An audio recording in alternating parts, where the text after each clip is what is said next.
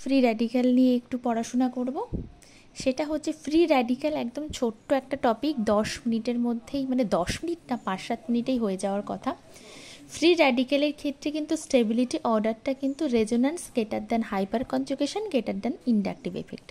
এখানে কিন্তু অ্যারোমেটিসিটি কিংবা আলফা এফেক্টের কোনো জায়গা নেই, যেটা কিন্তু কার্বোক্যাটায়ন কিংবা কার্বন আয়নের ক্ষেত্রে ছিল। বাস এইটুকু জানলেই সে কিন্তু ফ্রি র্যাডিক্যাল সম্পর্কে যাবতীয় প্রশ্নের উত্তর দিতে পারবে। কয়েকটা ডেমো দেওয়া যাক।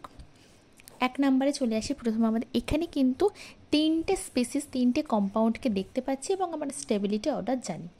সুতরাং এই যে র্যাডিক্যালটা রয়েছে, এইখানে যে ইলেকট্রনটা রয়েছে, সে কিন্তু ওভার থ্রু দ্য রিং কিন্তু সে রেজোন্যান্স স্টেবিলাইজ হতে পারে, কিন্তু কোনোটা কিন্তু সেরকম নয়। এটাকে দেখে ভুল করেও বলা যাবে না যে এটা কিন্তু পুরো রিং দিয়ে স্টেবল হতে পারছে। কেন বলা যাবে না?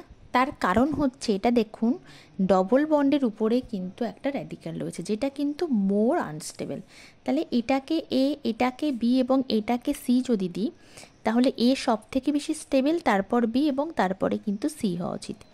কারণ এ সব থেকে বেশি আনস্টেবল, এটা over through the bond resonance হচ্ছে, আর এখানে একটা রেজোন্যান্স হচ্ছে। ওকে, 2 নম্বর প্রশ্নে আমরা কিন্তু চলে যাব। 2 নম্বর প্রশ্নে যেহেতু রেজোন্যান্স নেই, সুতরাং এবার হাইপার কনজুগেশন দিয়ে ব্যাখ্যা করার চেষ্টা করব। তাহলে এর সাপেক্ষে আলফা, এটা এখানে 3টে, এখানে 3টে, এখানে 3টে, 9 আলফা হাইড্রোজেন। এটার ক্ষেত্রে 6 আলফা হাইড্রোজেন, এটার ক্ষেত্রে 3 আলফা হাইড্রোজেন।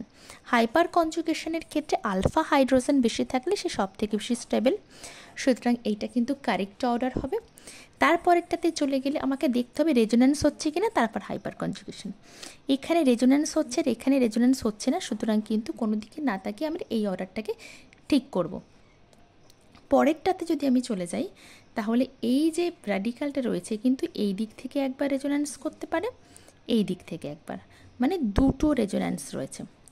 এখানে কিন্তু একটাই রেজোন্যান্স রয়েছে আর এখানে কোনো রেজোন্যান্স নেই, সুতরাং এক্ষেত্রেও কিন্তু অর্ডারটা হয়ে যাবে এরকম।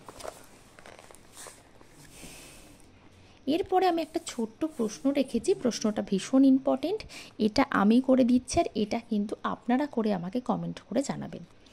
ওকে, compare the bond dissociation energy. এইটা ম্যাক্সিমাম ক্ষেত্রে আমাদের ভুল হয়ে যায়। একটা শুধু খেয়াল রাখতে হবে আমাকে, সূত্র বা ফর্মুলা যাই বলুন না কেন, সেটা হচ্ছে bond dissociation energy proportional to 1 by stability. Okay, এইটুকু জানলেই কিন্তু আমি গোটাই প্রশ্নটার উত্তর দিতে পারবো। কিভাবে পারবো?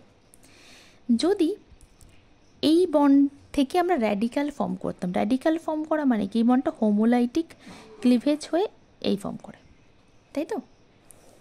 তাহলে দেখে নিই প্রতিটা বন্ড ফর্ম করলে কি, যখন এ ভাঙছে তখন কীরকম দেখতে লাগছে, বাকিগুলো সব সেম থাকবে, এটা এরকম।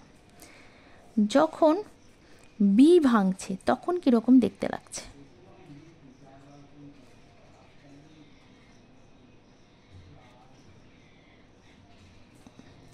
যখন সি ভাঙছে তখন কীরকম দেখতে লাগছে।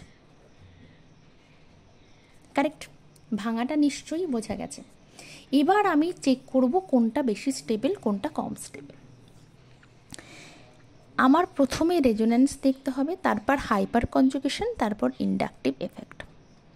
রেজোন্যান্স কোনোটাতেই যাচ্ছে না, তাহলে আমি হাইপার কনজুগেশনে চলে যাব।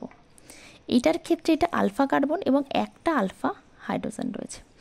এটার ক্ষেত্রে এখানে দুটো, এখানে দুটো, আর এখানে 3টে আর দুটো, 5টা আর দুটো, 7টা আলফা হাইড্রোজেন। এটার ক্ষেত্রে এটা আলফা এবং এটা আলফা, মানে 4টে আলফা হাইড্রোজেন। তাহলে কিন্তু বি সব থেকে স্টেবল, তারপর সি, তারপর ই। স্টেবিলিটি অর্ডার যদি এটা হয়, তাহলে বন্ড ডিসোসিয়েশন এনার্জিটা ঠিক তার উল্টো অর্ডারে হবে, এ, তারপর সি, তারপর বি। দ্যাটস ইট, এটাই হচ্ছে উত্তর। ভীষণ ভালো থাকবেন প্রত্যেকে। এই ধরনের প্রশ্নগুলো পরীক্ষায় কিন্তু সাধারণত এসে থাকে।